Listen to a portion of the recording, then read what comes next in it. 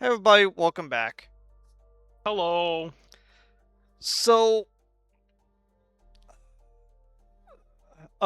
so funny story. One of the reasons why I have the one of the reasons why I have the system that I have, where let me just pull that up, where I have like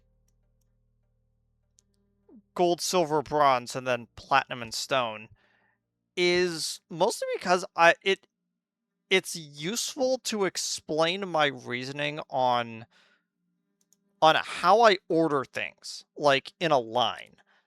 And one of the reasons why I didn't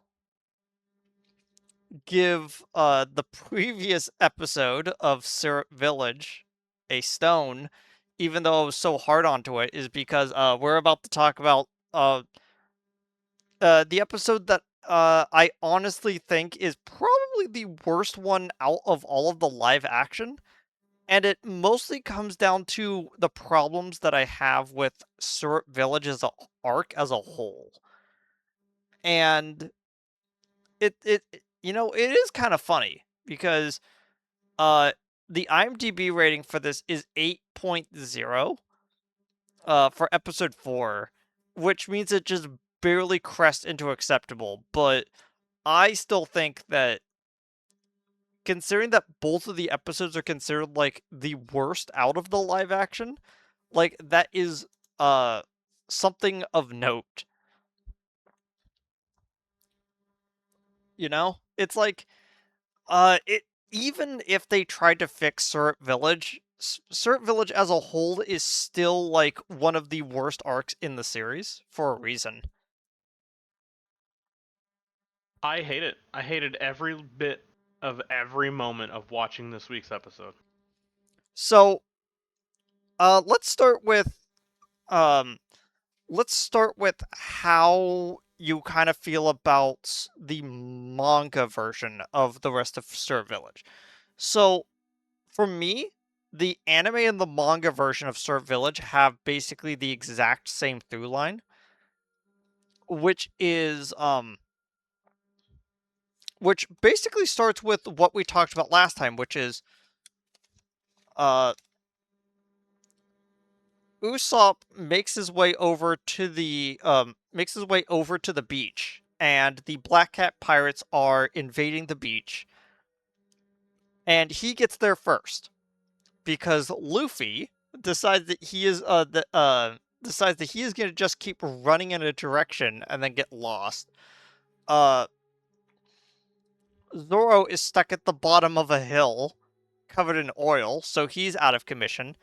And Nami is just Nami is lagging a little bit behind. So Usopp gets there first and eventually joined by Nami for like the first little bit of their battle. And the most interesting part is uh I guess the best way to explain it uh is in Dynasty Warriors terms. So if you've never played a Dynasty Warriors game, which I have played a lot of Pirate Warriors, especially like 3, but I did want to get 4 at some point. I didn't like that 4 cut out the beginning part of the story and pretty much was like, here's Dressrosa, start there. Yeah, it feels kind of weird that they're like, we're gonna skip to the time skip because 3 already did everything before that. And I think that if you are wanting to get into the series, unironically, playing through all of Pirate Warriors 3 all the way up until Dressrosa and then jumping on to Dressrosa in the anime is a very awkward way to start, considering that you're landing right into the worst animated arc of One Piece, but you you do basically skip like 600 episodes. So uh but this is the way that the game works. So uh you have a normal attack string, which is like usually like I'm currently looking at my Switch controller, and so it's the X button, and so you're mashing the X button, and you are doing constant normal hits, and then you end the combo with a Y button. And when you use that button, usually it has something to do with like the character's like major strength that they do. In Pirate Warriors, there are two types of characters. Characters that basically mash X to then end with Y, which is a regular brawler type character, and then you have technical characters, which include both Nami and Usopp, which is where you instead mash Y to end with an X button. Because the way that it works is that X is your melee attack, and then Y is a ranged finisher. And so you then move on to the character being a ranged character that ends with a close ranged, high damaging attack. And the interesting thing is that Nami and and Usopp would actually be in the advantage in this situation because both of their skill sets are about avoiding enemies. So all they have to do is basically just not be hurt until Zoro and Luffy shows up. And I don't know, I think that that's kind of funny. That is like, because like the other previous arcs is like Zoro and Luffy taking out enemies. And so you have a moment where Nami and Usopp are showing off what they're capable of doing while the actual like two heavy hitters show up. And as I mentioned last time, I do not like it when shonen series decide that they are going to hamstring the plot by putting the main character into a box for a little bit and only taking them out after all of the side characters get their thing, which is why to skip all the way ahead to Wano. The way that Wano works is that, or at least the battle, is that there was this massive building, and the fight that Luffy needs to get to is on the roof. And so he is basically followed by the entire cast of characters that, as they were going up, get deviated, going, I will hold this person off. And as he progresses up, you start getting all of these fights from the bottom levels, going all the way up until you hit the roof. And Man, I love the Save Rufkia arc. it is the other way of doing that, and I feel like that this method is a little bit better at explaining why it's taking the main character so much longer to get up there. But it's still a contrivance, you know? It's still a way of making the main character not get to the fight as fast as they could. Yeah, it's And it's it's time padding in its most banal form. uh and so, eventually, Luffy and Usopp get there, and Bucci and Sham show up, and they are mostly taking on Zoro. And it's around this time that Kuro is sitting on the steps of the house, and they're like, "Man, my entire crew was supposed to be here like hours ago. Where the heck are they?" And he just decides to go out there himself to be like, "Okay, something went wrong. I have to deal with this personally." And one of the things that is kind of annoying about the plot is that previously that night, he decides that he is going to stab Mary with his weird claw hand. And then he's going to just sit there on the doorstep waiting for sunrise, hoping that Kaya doesn't wake up early for whatever reason. And it was like I was rewatching the episodes and I sat there and I realized what the plot was and I went, "This is the dumbest thing ever." And this is like the third time I've come to this realization watching it. I'm like, this plot is so contrived because the whole idea is that he needs Django to hypnotize Kaya to write her name in her will so that she will pass on all of her money and assets to him so that he could lead a simple life on this island. And he's going to do that by becoming a pirate again to hypnotize her into doing this. And I'm like, no wonder why, like, everyone thought, like, that the actual plot of this episode was that Kuro was laying low until he could get the money from her so that he could go back out there to get the One Piece. And it's like, no, like, his whole thing is that he was retired. Like, his whole thing was that he was retired and that he wanted to get a better, like, setup onto it. And I'm like, what exactly is his plan when he doesn't have the skill set or the know-how to actually take over these businesses? And then I'm like, wait, no, he's gonna just keep the people that are in charge. Never mind. Um, I don't know. It's just kind of a dumb, contrived plot line. Oh, it's very dumb. And this is actually a really great time to pull it up. So I currently have on screen my tier list of like all of the arcs. And Syrup Village is like one of the lowest ones I have, including like some of the like weird smaller arcs near the beginning of the series. But I still feel like that as the series goes on, the series like gets more and more refined of how the story is told, and you stop running into these really bad arcs um that have just really off pacing. And uh one of the things that I learned about when I was looking at your version of it was you do not have this problem as much, where I just constantly have a problem with the way that things are paced, and you're more of like the actual like plot elements that you have a problem with, if I remember correctly.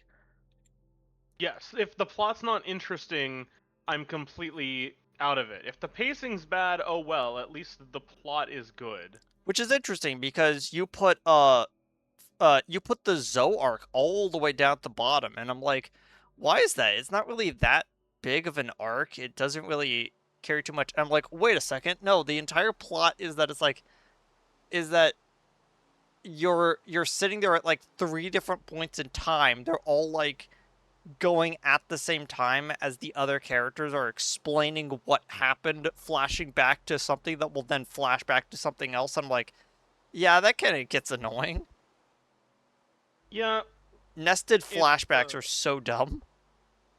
yeah, it's an issue I have with Elbaf as well, and a little bit of Egghead in the newer stuff is Oda is pushing so hard at the we really need to wrap this shit up. I want to retire. I have all these Lego sets I want to put together that I've been looking at for 20 years. Hmm. Which is a thing, by the way. When he saw the Lego releases for One Piece, he mentioned he has an entire room of his house full of still in-box Lego sets he's been buying since the 90s that he wants to put together. I can neither confirm nor deny that there is a small part of my brain that is freaking out about the fact that there is a non-zero chance that Oda has an in-box Bionicle somewhere in his house. Do you think Oda has the Bonkle dream? God, I hope so. Uh, well, like one of the things that I kind of ultimately despise about this arc is the fact that there are frequent moments where you kind of just sit there going, okay, so we have delayed this. Like, Luffy finally gets there, and the Django goes, "Okay, I'm going to use my hypnotism to put all of the cat guys into a berserker rage." And then was like, "Oh no, that's bad." And then Luffy goes, "Oh yeah, I was looking at that too, so I also have berserker rage. So I'm gonna just rip the keel off of this ship." Yeah, that was badass. And the Django goes, "Okay, you're asleep now. You're now stuck under this part of the boat." And then I'm like, "Why?" And while all of this is happening, uh, uh, Kuro shows back up going, "What the heck is going on?"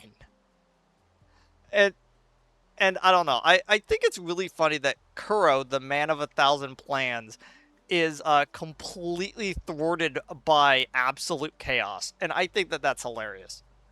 No, that makes perfect sense, honestly. And there was something really interesting that I remembered as I was watching the episodes. So, do they ever confirm the fact that Kuro is using I forget what it's actually I forget what it's properly called. I just remember like the most important one, which is Geppo.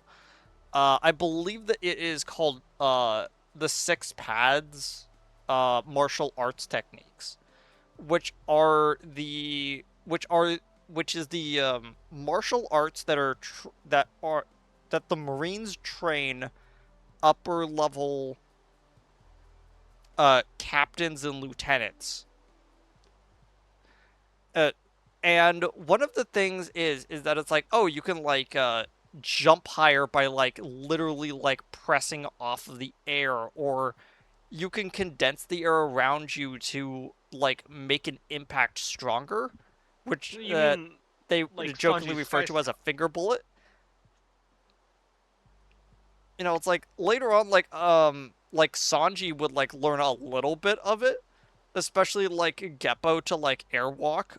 But it's really interesting that later on, when they explain what shave is as an ability, where it's like, oh, what did they do? It's like, well, they step really quickly, uh, to basically obscure their movement, and it basically creates a miraged after image of where they are. And I'm like, oh wait, that's kind of like what Kuro does, where he basically goes nearly invisible and moves really quickly. And so I've always wondered if they've ever confirmed the fact that he knows a little bit of that martial arts technique, because it would make a little bit of sense where it's like kind of like devil fruits, where it's like, oh, this is a technique that is like all over the Grand Line. And so like someone in like one of the blues just encountering just no-name pirates with a busted technique is kind of like playing the game on easy mode. And I've always wondered if they have ever confirmed that, or if it's just a coincidence that he ended up kind of having the same thing. I think it's Oda wrote it, thought it was cool, got mad he couldn't use it again, and then just wrote it in again because well, who's gonna stop him? Fair. Also, maybe he's just banking on the fact that no one remembers Syrup Village to, call him out on reusing stuff. I'm very sure there's a non-zero chance there are a multitudinous amount of people out there who, if you ask them where the flash step sort of ability came from, a non-zero amount of them would say that CP0 would be the first ones. Yeah. Um so one of the things that always kind of struck me as the most annoying part about this whole Okay. Wait, no, no, no. I have to back up a little bit. Did you remember that Kaya left the house? Not really. Because I always thought that, like, Kaya found out about Mary, and then she stayed at the house. And so so when I was watching the episodes and she's there, I'm like, what? How are you here? And then I'm like, wait a second. No, no, I remember this part. Is because she then gets taken by the veggies to go run around the woods and set up traps for Django in the woods so that they could distract him because he's essential to Kuro's plan while all the fighting is going on. And I'm like, why did she leave the house? It's even more annoying with all this, considering that he's just not there. So, okay, so one of the most fascinating things that I kind of noticed is to kind of jump into the problems with the live action version just a little bit is I mentioned last time that it's like, okay, so the veggies aren't here because we don't really get outside the house too often. And so because of the way that they designed this the set to be mostly indoors, you then have a moment where it's like, okay, so you don't have a large crew, you don't have Django, you don't have the veggies. So what you're gonna do is you're gonna have Usopp and Nami hide around the inner parts of the house as Kuro is a slasher villain slowly trying to track them through the house.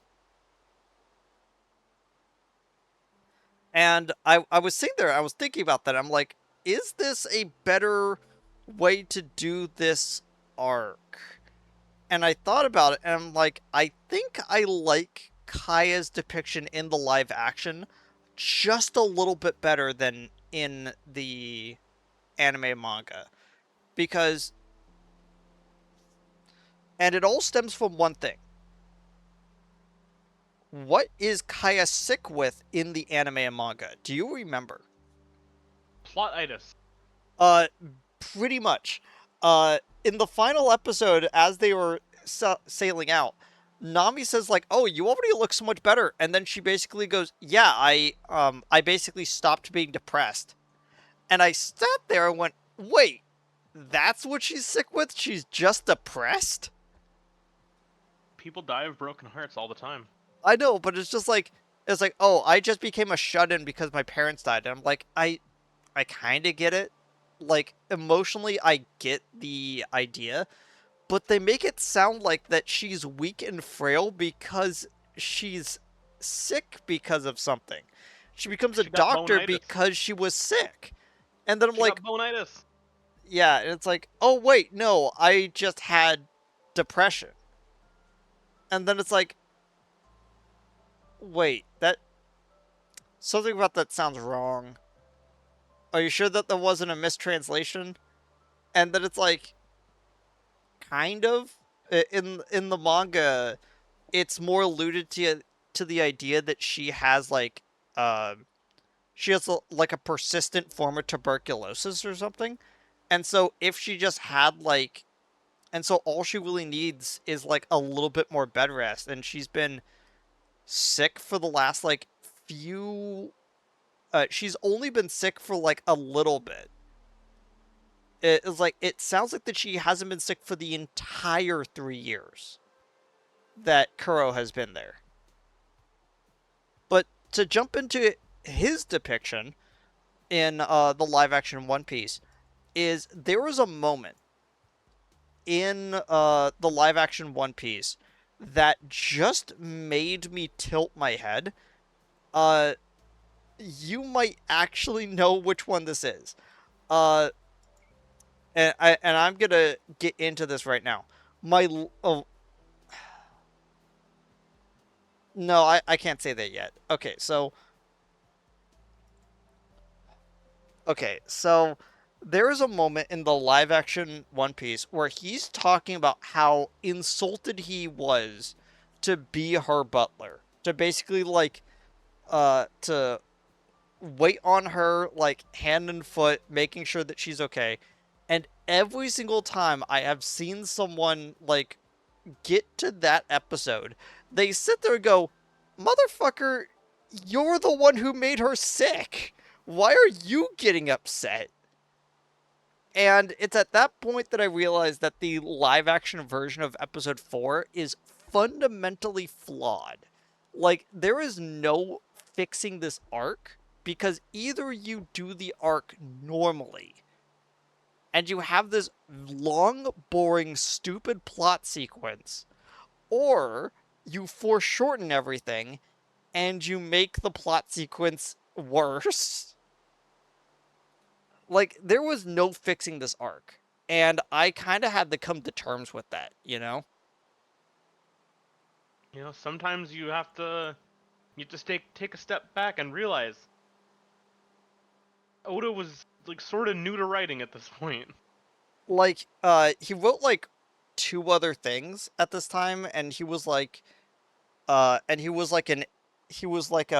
partial editor for Rurouni Kenshin, but like that's not really like too much of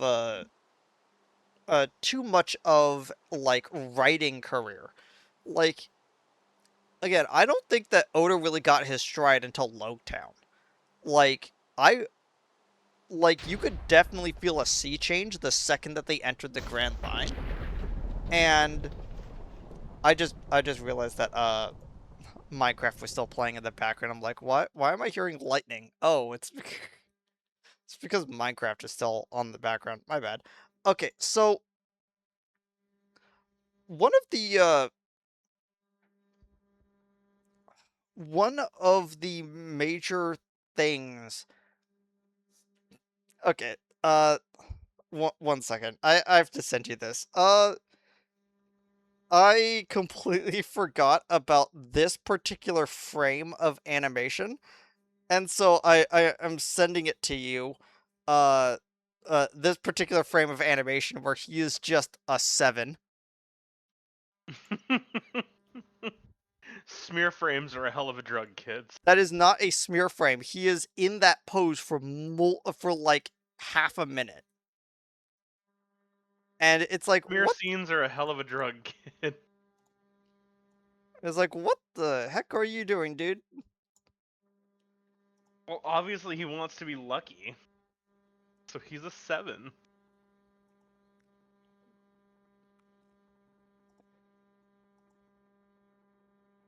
Yeah, let me just grab that. There we go.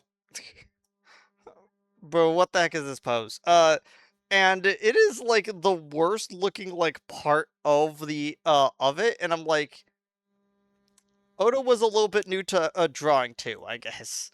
Uh, uh, to be fair, I don't know if that was an animation problem or if that was from the original manga at this point, because I read the manga like a while ago. But um, one of the things that I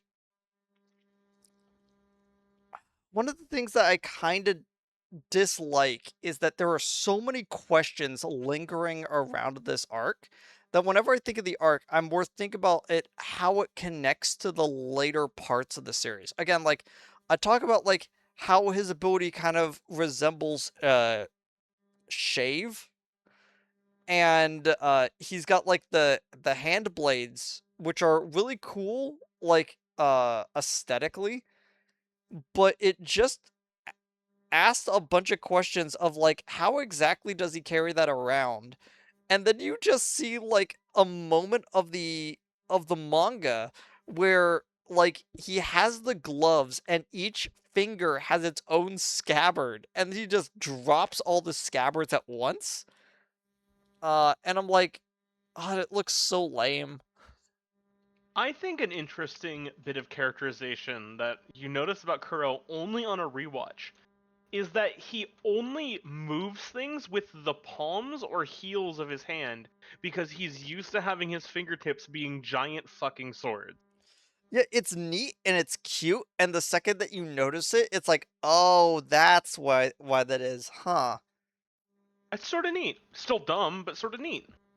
Yeah, it's like again, like, Oda is really good about writing those little character clues into, like into what's going on, which is why One Piece is so cool upon reflection, where it's like you go back to earlier arcs and you're like, "Oh, no way."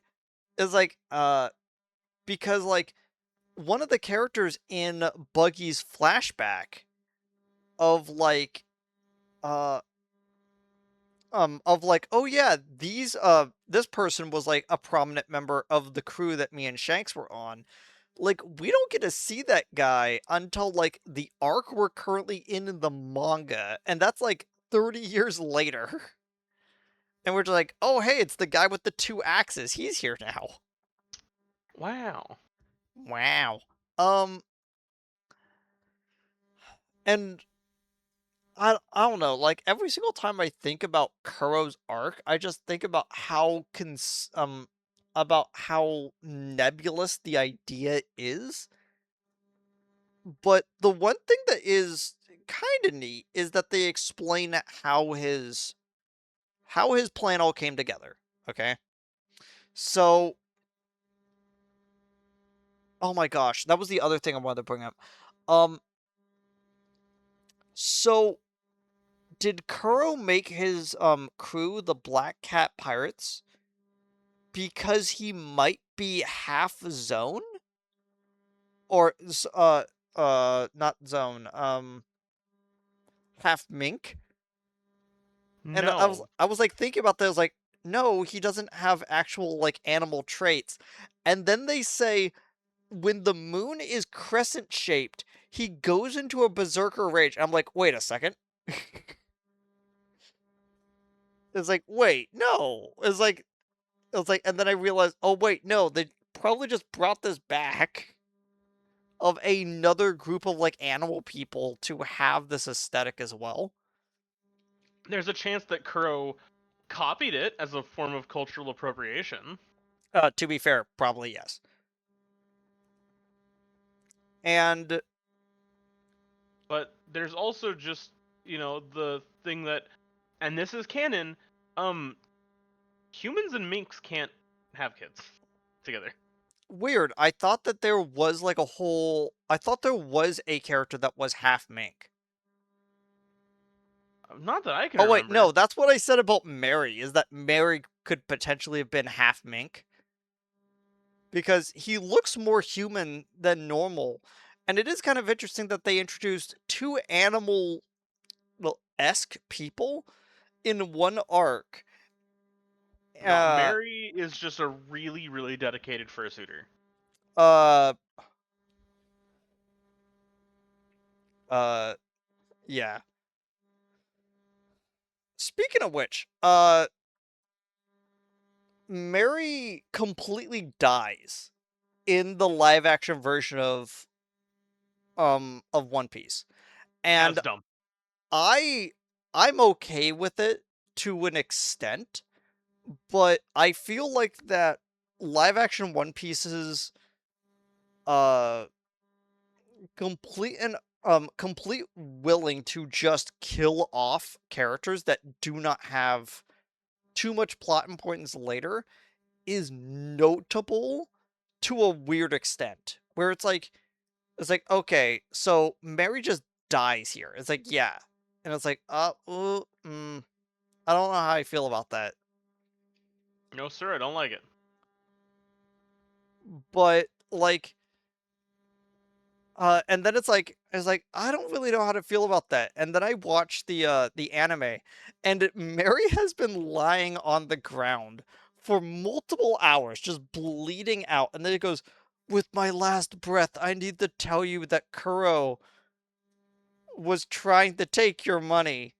Passes out, and then Kai's like, "Oh, that's not good." And then, like, Oh no, later on, Usopp was Mary's like, telling the "Oh man, truth. I just needed like a band-aid on my head, and now I'm good to go." It's like, what the heck do you mean, Mary? You were bleeding out for hours. There was no way you're still alive. But then it's like I cut back to the live action One Piece, and then they just unceremoniously just throw Mary's body down a well, and I'm like, eh. Yeah, they did my boy dirty. Speaking of which, so I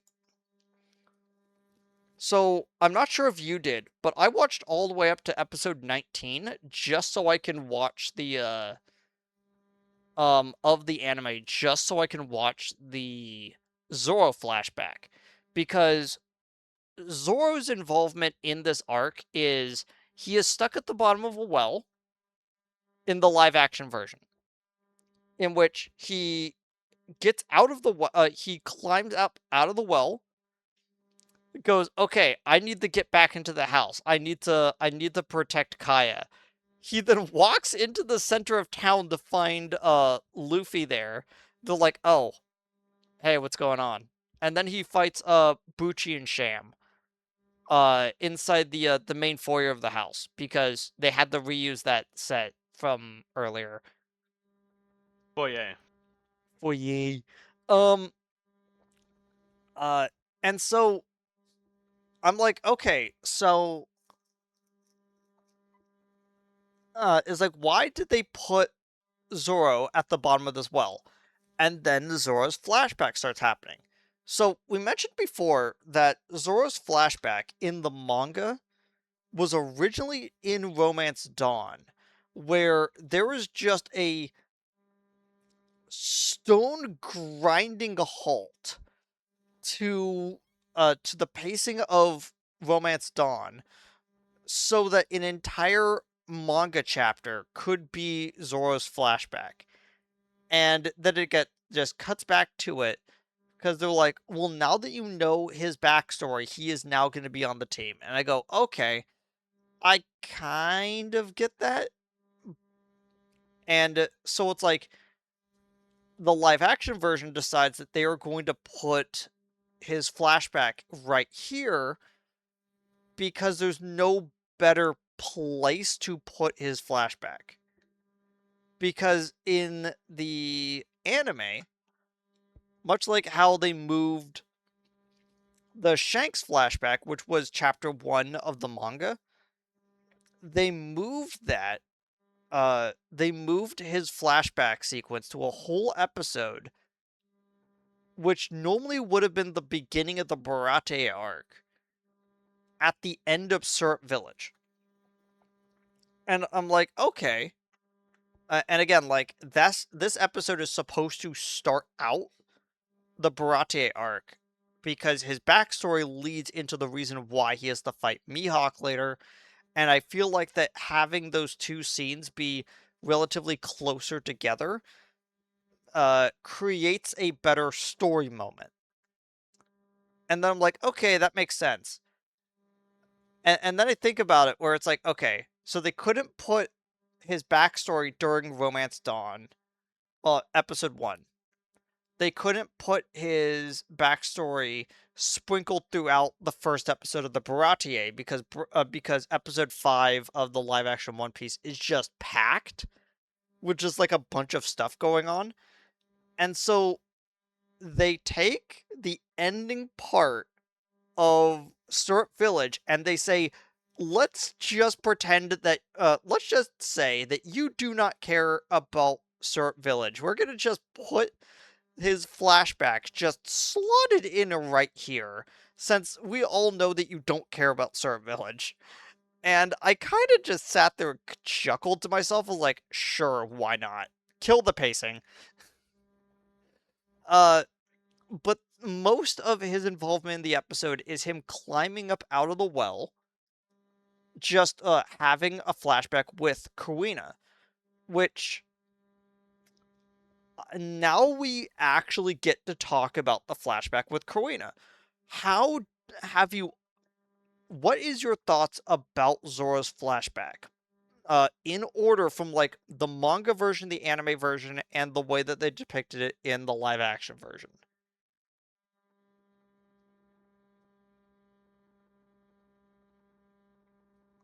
Because I always thought that the way that they did it in the manga is significantly worse than the way that they do it in the anime.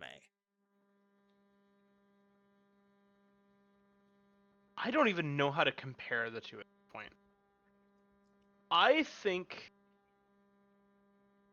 everything I watched today left such a bad taste in my mouth in every regard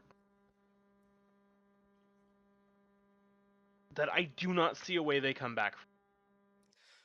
Okay, so this is what I'm gonna say. The reason why I'm making this episode my stone is for season 1 is strictly because I hate the Kuina flashback in the live action version. And I Really. feel like that it comes from 3 different angles.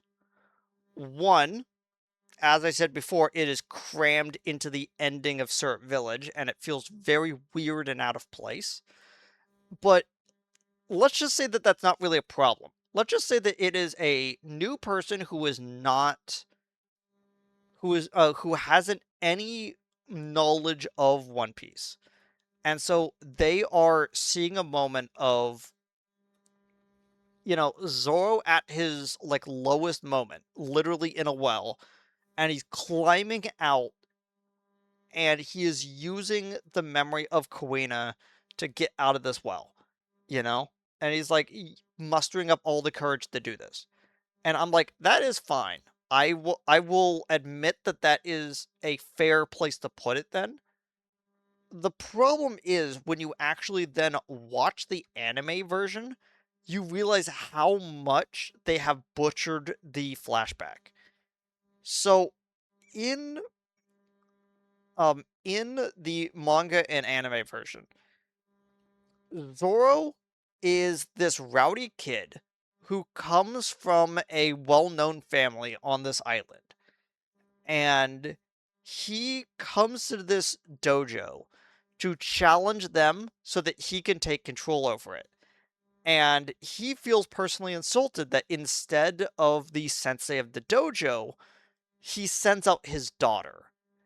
And it doesn't matter how many swords he uses, what techniques he uses, Kuina beats him up every single time. In the live action version, it just cuts to them having a kendo duel, like, um, and they are immediately jumping ahead to when they are training with each other. And I feel like that is a little bit of a disservice on the type of relationship that Zoro and Kuina had.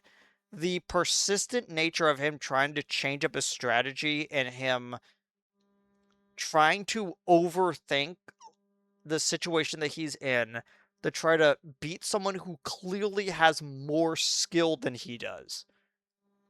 And him, like, beating his head against a brick wall of skill to where he goes, I cannot actually beat this person because I am not good enough to do so.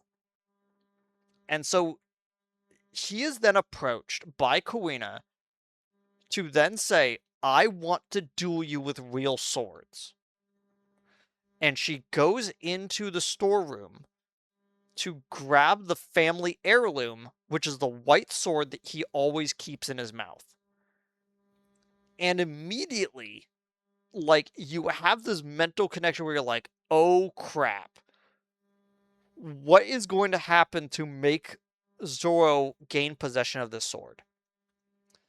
And in the live action version, they kind of have this one where it's like, okay, I'm going to challenge you, like real swords and all that kind of stuff.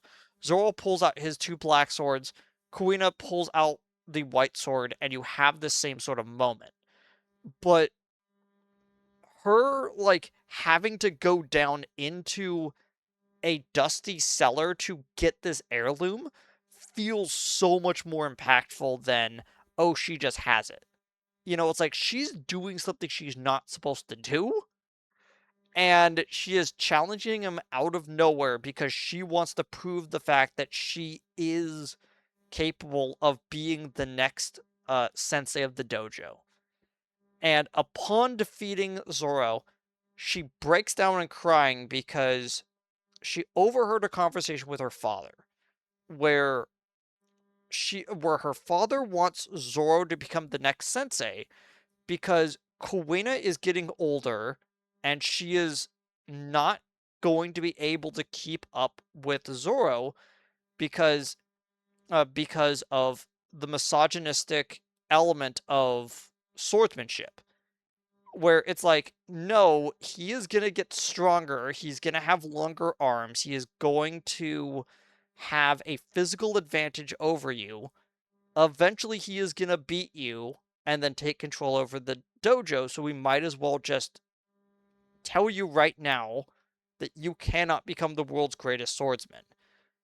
And she has a mental episode because of this, and then immediately challenges Zoro to basically a life or death fight. And after this, after being told all this, Zoro tells her straight up that that is so disrespectful to him as a challenger to basically just degrade herself in their challenge. Basically going, either one of us can be the greatest swordsman. We're gonna just keep going until that moment happens. I'm gonna win a fight, you're gonna win a fight, that doesn't matter. And it's a really great moment for Zoro's characterization because he knows after being defeated by her so much that it's not about raw power that's important. It's not about how many swords he has. It's about skill and technique. And so every single time he goes into a fight with another swordsman in the series, he analyzes their technique, he figures out the way around it, and he completes the puzzle of how to defeat his enemies. It sets up the way that Zoro fights as a character where, he's not the smartest character, but he is one of the most skilled character when it comes to how he analyzes other fighters. And it's what I've always liked about Zoro as a character. And in the live action version, we cut out all of that stuff with her father. So now it's only internalized misogyny that she's looking at. And he then goes, "Well, that's stupid." Like, no, just keep fighting me. It's like, what's wrong with that? And I feel like that the entire scene is a little neutered by the fact that you don't have all of these extra additional scenes to connect the dots. And speaking of scenes to connect the dots, it then immediately jumps to Zoro finding out the Kuina has died. You get no additional you get no additional uh knowledge about what happened. It just cuts to the sensei walking up to him as he's practicing in the morning to her funeral where everyone is sitting there paying respects to her. And for a lot of people who were watching this for the first time, immediately their thought jumps to, well, she's clearly not dead. And it's like, wait, no, you kind of lost the idea of this because apparently, Oda claims that this is not what he intended, but the way that they word it and the way that the anime decides to showcase this is that it's like, oh, now that Kuina has this goal post in mind where she's like, I need to get as strong as possible to have as much of a skill wall in front of Zoro as possible so that he gets stronger, so that we can both become the strongest swordsmen in the world. Like, after that scene, we have a cut to her father looking like interested, but a little bit like deterred. And then it's Zoro finding out that she died. And the wording is that Kuina fell down the stairs and sometimes accidents just happen. And if I remember correctly, the kanji that is used is the exact same kanji that is used to describe uh, uh the exact same kanji that is often used to cover up uh for like signs of abuse. And so it's like, oh yeah, it's like it's clearly like so like the wording of it is like it's dubious of whether or not her father killed her. In the manga, it is made almost teasingly like propositioned in the anime, and then in the live action version you don't even get a cause. And so it just kind of feels weird, and all of this like intrigue about like how she died, about like uh, but you still get the overall picture of Zoro's backstory, which is sometimes things just happen, and you can't account for everything in life. Kuina died very tragically at a young age, and he is going to put her sword into his mouth so it's constantly in his vision. He doesn't use this sword to actually slash with anyone. If anything, he uses it as like a as a defensive tool against someone trying to hit him in the face. But never does he actually use that sword to really hurt anyone. He uses it as a defensive tool in his mouth, so it's constantly in his sight. So he's using it as a focus so that when he puts on the bandana, puts the sword into his mouth, his goal is in sight at all times. And the imagery of that is what gives him his strength and why his three sword style is so perfect for him. And I've always kind of liked that about the way that Zoro as a character is created.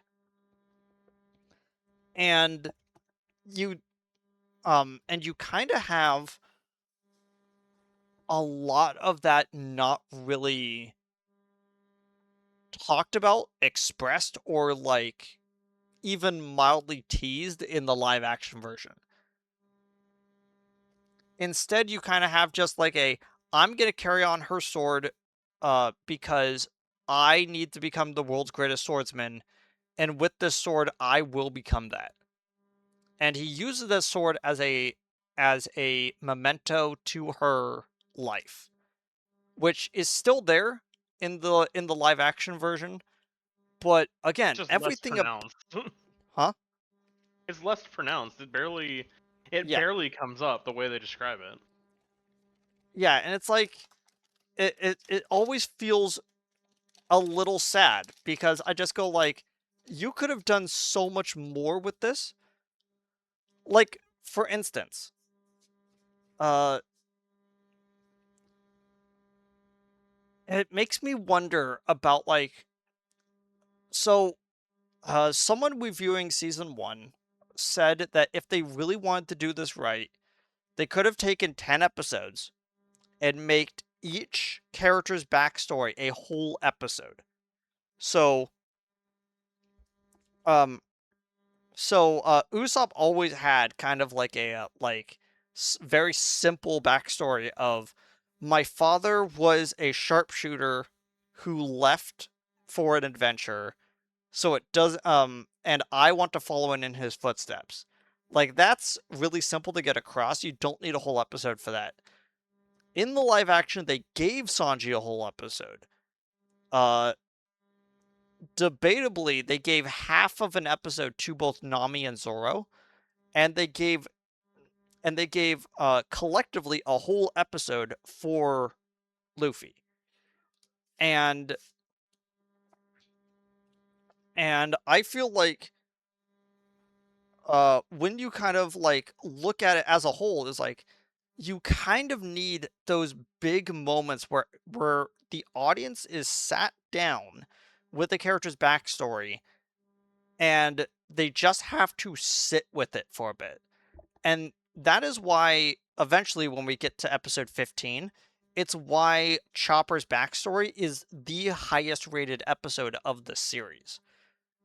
It's an incredibly impactful backstory because they force you to sit down with his backstory, and you and the characters are listening to it, and you both have to kind of deal with the ramifications of what happened in that backstory. And kind of watering down Zoro's backstory makes his entire character a little bit more dull. Watering down Nami's backstory, lessens the whole impact of episode 8. Is what I feel. And it's like this is just me. But it's like it's one of the reasons why I kind of am forced to make this my least favorite episode of the whole series. Like just on like principle.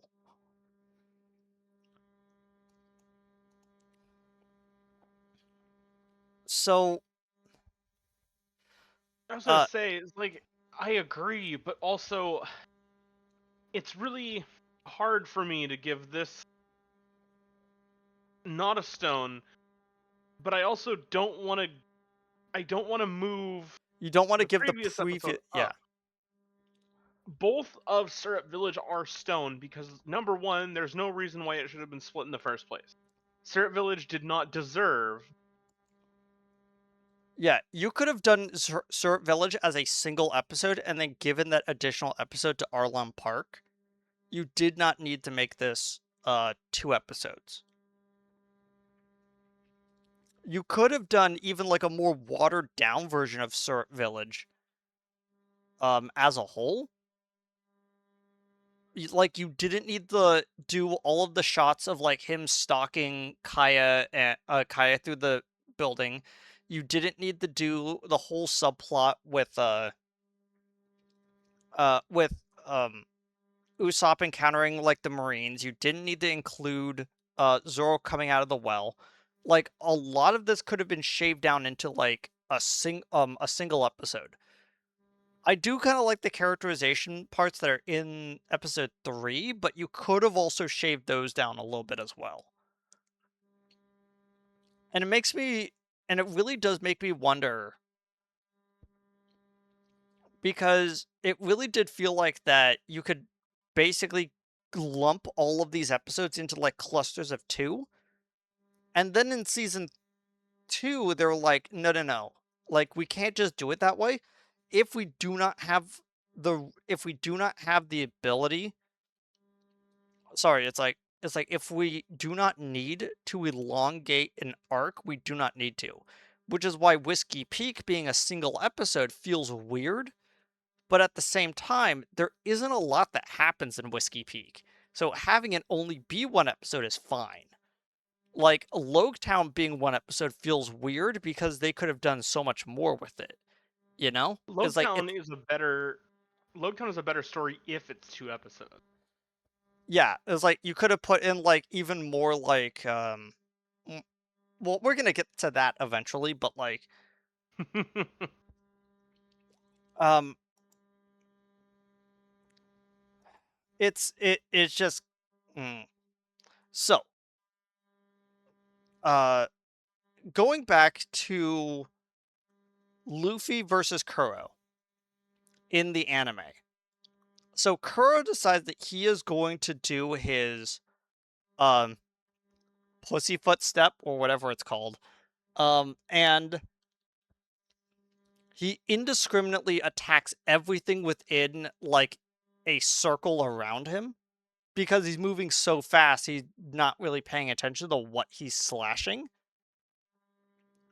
And the way that they adapt this in the Netflix version is um is they do something similar where Luffy is watching Kuro like zip around a singular room, and then he pauses, breathes in, listens to him, and then just hits him behind like one of the pillars that he is hiding behind. And I feel like that's a lot less interesting of a moment than you just seeing like multiple one of his henchmen go down, a bunch of gouges like appearing in the rocks, and like Luffy taking some minor damage. And then Luffy just reaching his hand out, grabbing Kuro's collar, and just slamming his head into him. It was like there was something really cool about the way that that whole scene is shot that makes up for like a lot of the lackluster parts of the whole arc. Not gonna lie.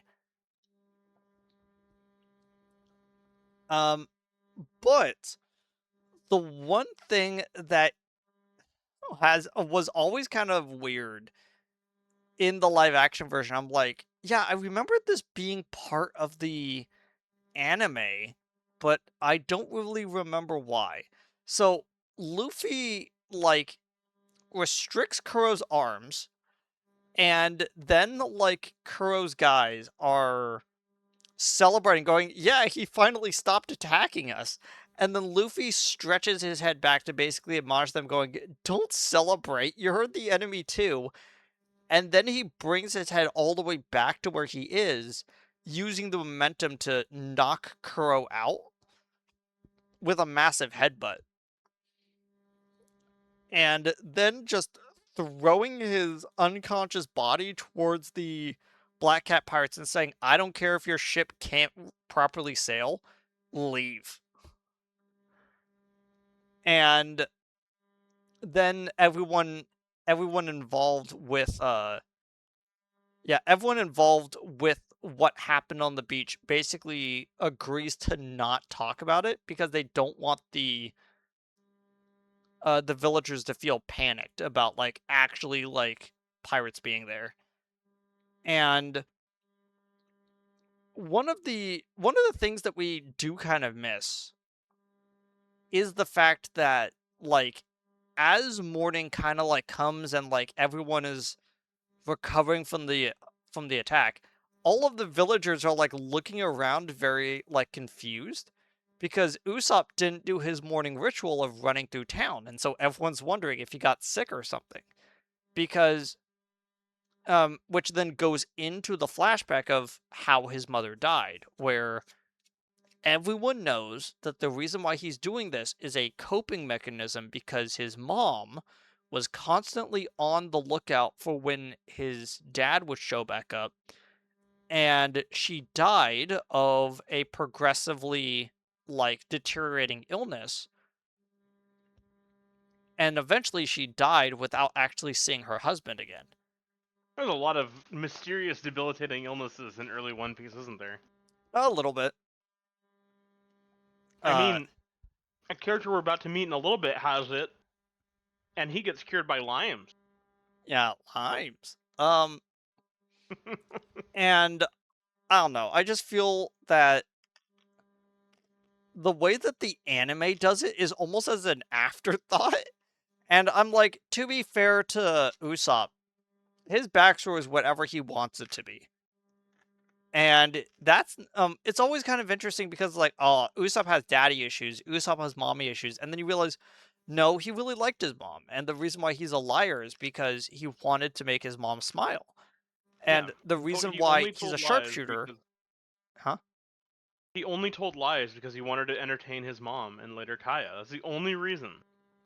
And then it's like, oh, the reason why he's a sharpshooter is because he looked up to his dad, who, even though he abandoned the family, he saw that as like a really cool thing. And so he wants to go out there and be a pirate just like his dad. And it's like, that's oddly healthy for you, Usopp. I'm surprised. Like, out of all the characters in all of One Piece, Usopp ends up being the most well adjusted character, which is like so weird. Yeah, It's you like, wouldn't really expect that from Usopp. uh, And so like in the anime and the manga, Mary gives them his ship, which is the ship that he has been like kind of working on for a while. But in the live action version, they go back to the ship that they were looking at in episode 3 going like, "Okay, we're going to we're going to take like the crown jewel of the shipyard, which, you know, has the like goat at the end of on the mast." And it's like, "Well, it kind of looks like your friend." And then Kaya's like, "He will be sorely missed. His body is still at the bottom of the well." Um and We can never drink out of there again. and so they named the ship after him in his memory. And The I don't Going know, Merry. yeah, after his memory. Uh Well, and it's because so he's merry and he's gone. He going. we went gone Mary, the gone Mary. And so you and so like the context is slightly different and it feels kind of weird overall, but at least there was this kind of like nice moment where Usopp and Kaya like confirm the fact that they do kind of like each other and they hope to see each other again. And they kind of sail off as everyone's like getting acclimated to the ship, and everyone's like going to where they go. Nami is setting up her like her her table with like all of the like charting stuff. Like Luffy's sitting on his like favorite spot, which is on top of the head the masthead. uh Usopp is showing off the galley of the ship to like kind of show that that's there. And of course, the first thing that Zoro does is find a good place to sleep. I mean, same. Honestly. Uh and then the plot happens.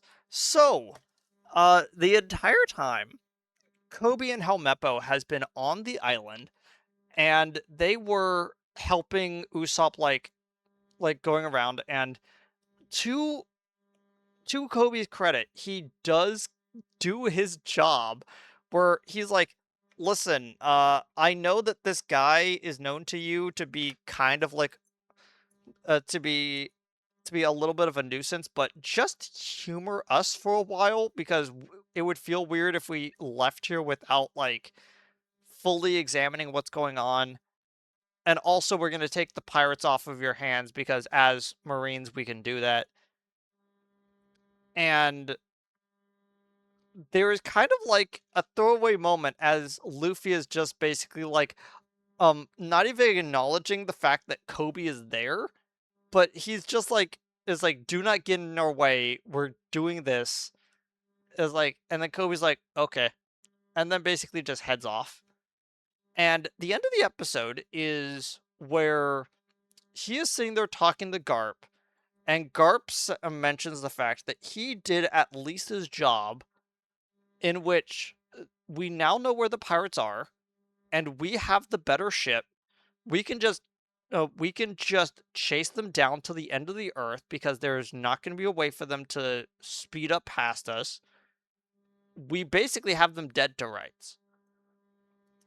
And as the cannonballs from Garp's ship starts flying, it is then Luffy then reveals to everyone on the ship that he knows who Garp is. And I know what you're about to say, so I'm gonna finish it. I'm gonna say it for you. I think that they revealed that Garp is Luffy's grandfather way too early, both in live action One Piece, where Garp is more of a presence in the plot, and also for like the actual plot of One Piece as a whole, because it's like it feels weird for Garp to make himself known to Luffy until he becomes an actual problem. But it's also weird that he didn't inquire where Luffy was when they were both in the East Blue with each other. you know? And so it makes sense that it's like, oh, if he knows that Luffy is causing trouble, it's like he's at least gonna try to intervene. Like, that makes sense. But I feel like even in the scope of live action One Piece, they revealed that he was his grandfather way too early. I think it would have been a lot better if they hadn't revealed him at all, but that's just me really liking how the manga and anime did it, where Kobe and Helmeppo should not have shown up until Water 7, when it becomes a huge shock that Kobe's all grown up now and not a 2 foot tall 18-year-old. Hey, but on the bright side, in the live action One Piece, in about like 4 or 5 years, where they finally get to Water 7, and the final episode of Water 7 is Kobe and Helmeppo show back up, and they're like, Kobe, you look so much more masculine. And then Kobe goes, yeah, HRT does that. Uh, the joke is that Kobe's actor is trans male, which is Really? unironically like really cool for his backstory, where he's kind of like, I want to be a Marine because I am a weak, pathetic person. I want to go out and I want to become stronger. I want to save people. And you see this glow up between this scared child into Kobe, which is a man, in which he is able to actually not like take on Luffy, but at least like pose a threat to him, like when he comes back up. And so it's like, and so oddly enough, they hired an actor who is trans male, who paused the HRT in season 1 to to be, in their own words, slightly more feminine. And even in like the one episode that Kobe shows up for season 2, you already hear the fact that his voice is deeper and the fact that he is put on more muscle mass. And it's like, wow. It's like, that's only 2 years. Oh yeah, he got fucking ripped. Unironically, I want season 3 to end with like a post-credit shot of Kobe shirtless just doing the battleship punching bags. Unironically. Like, that would be great. Uh but I feel like this causes many problems that live action One Piece, oddly enough, solves. And we're going to get into that in later episodes, but I feel like that even in the scope of live action One Piece, they could have kept him being Luffy's grandfather a little bit more of a secret until a little bit later on. I feel like revealing it as like the stinger for episode 4 feels weird. Like, upon reflection, I'm like, they didn't need it to happen in episode 4, and it just is another thing to throw onto the pile of awkward things in episode 4 that I do not enjoy. You know what it feels like? Hmm. It feels like they are riding on a margin of, we don't know if we're going to get to do anymore. We have to put all the reveals here now because we don't know if we're going to be allowed to go far enough to get to Water 7 or To be fair, Alabasta it's or why even they did further apart. the cast off ceremony in episode 8, is because they're like, we wanted to get at least this very well known piece of imagery at around this time. We didn't have the ability to do Loketown, but we'll at least do the cast off ceremony as if we were about to enter the Grand Line. And I feel like that them including that is one of those things where it's like, well, we didn't know if we were going to get season 2 because there was always a chance that like that we just didn't get enough feedback saying that yes, this was a good thing to continue on with it. Because, you know, unlike season 2 and 3, which were confirmed that they were working on it in tandem with each other, which is why season 3 is coming out at the beginning of next year. Uh season 1 came out, and then they renewed the budget. So which is why it took a whole year before they started filming and then a whole year in editing. It's like it's one of those things where I completely understand that it's like we had one shot to make a good season, and if we didn't make a good season, we're not going to have anything else. And so they wanted at least to do the scene where Luffy and Garp have a moment where they talk to each other about their ideals clashing. And I'm kind of glad that they did what they did, but I feel like that they could have edited it just slightly better.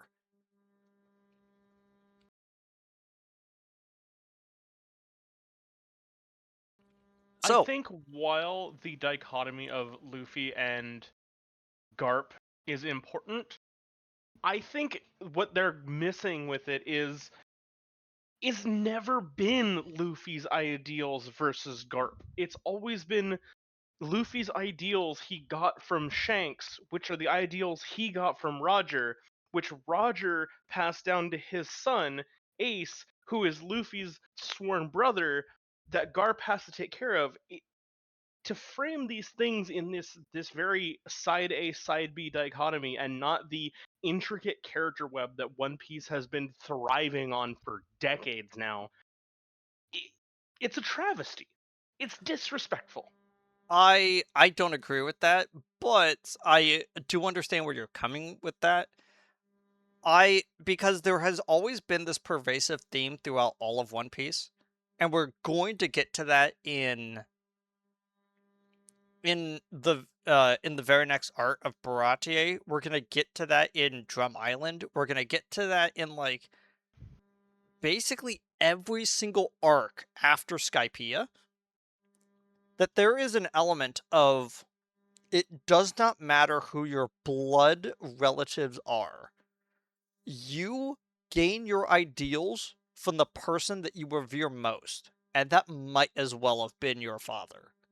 It's like you have it was like uh a later character that showed up, Nico Robin, does not have a father on screen, but she got her love for studying history from the professor that raised her, and she got her ideals of how to treat people from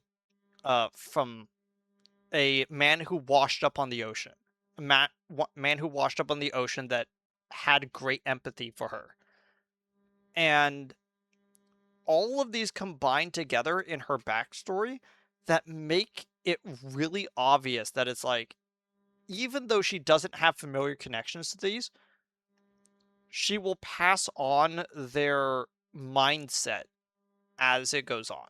Which is why, like, the the aspect of inherited will is so pervasive in One Piece, because it's like it because Luffy revered Shanks's paternal connections to him, even though they're not related, than Garp's paternal relationship, which is blood related. And you see this a lot from even characters like Helmeppo, which in uh I can't remember which episode it is, but he basically is like where he sits there and goes, I am not my father, and I will be a better man than he will be. And even that aspect of Helmeppo carries over into later arcs where he is still a coward, he's still a comedic relief type character, but he composes himself with more dignity than his father ever had. And he got that not from his father, he got that from Garp. And a lot of characters, especially characters that are in Luffy's crew, got their ideals from people that are not related to them. And I've always thought that that was a really interesting note that One Piece hangs its hat on, you know? Yeah. Yep. Uh, so how about we wrap this up with there we go. With how we actually rank these episodes. So I um so even though I said all of that man, I am gonna have to probably do that. So I am going to say right now, probably the only stone for the manga part is going to be, at least for me, this set of episodes. Uh, I doubt that the manga that we're going to hit an arc in the manga at least that I feel as horrifically terrible about. Even like some of the arcs like Skypiea, which I feel like go drag on way too weird with its pacing, or Long Ring Longland, which is a glorified anime filler arc that is somehow in the manga.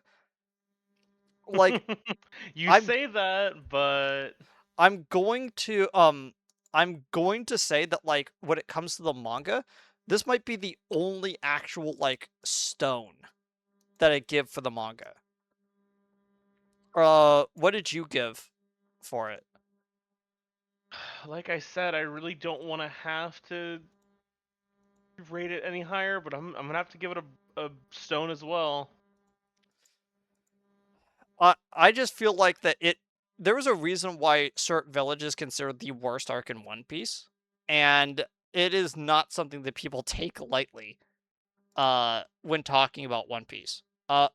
Conversely, I think that the anime actually does kind of shave a little bit off of the top when it comes to some of the bad parts. But overall, I would still consider it a stone just because it doesn't really add anything other than where the manga was when it comes to all of this stuff. So I'm confident with saying that it's not going to be the only stone when it comes to the anime, however, but it is the worst part for this the first set of 8 live action episodes. What was your rating for the anime? I'll give it a bronze.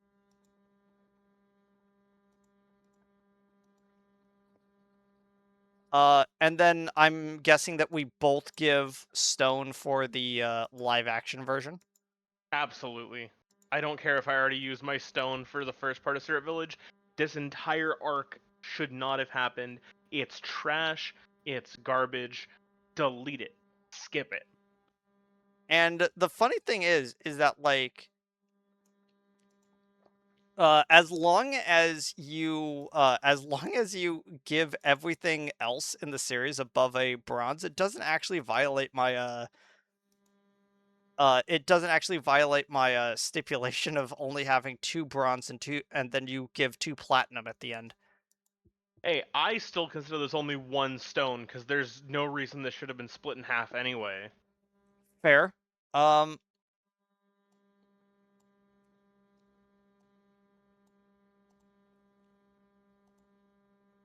Let me just flip those two around. And there you go. Uh Very cool. Uh Basically everything from like episode 1 for me has been in descending order when it comes to the manga. I just kind of noticed. Just consistently gets worse and worse for you.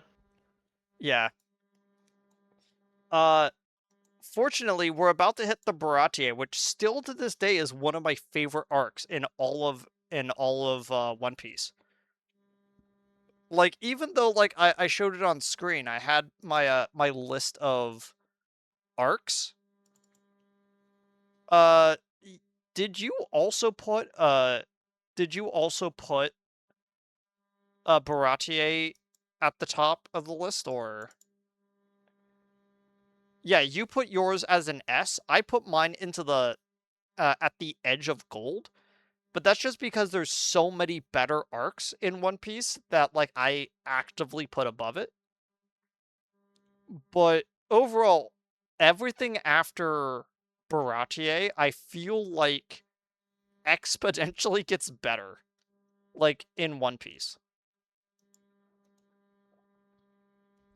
I think Baratier is the best arc of the East Blue, just barely beating out the Arlong saga.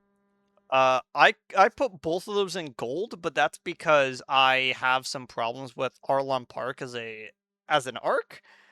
But I feel like I still say that if you put Baratier in front of someone who is trying to get into One Piece, like, it is the biggest moment of, like, uh-oh, I might be a fan for the people that are watching it.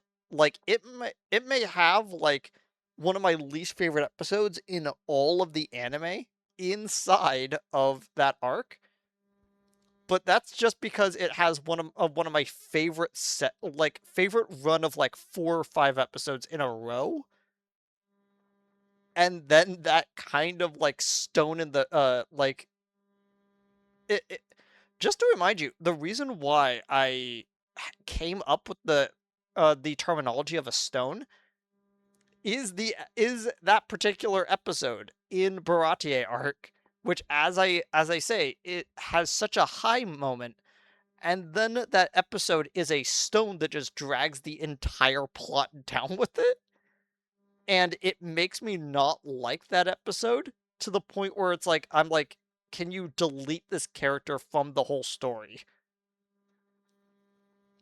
Thankfully, the live action version heard me, and they did.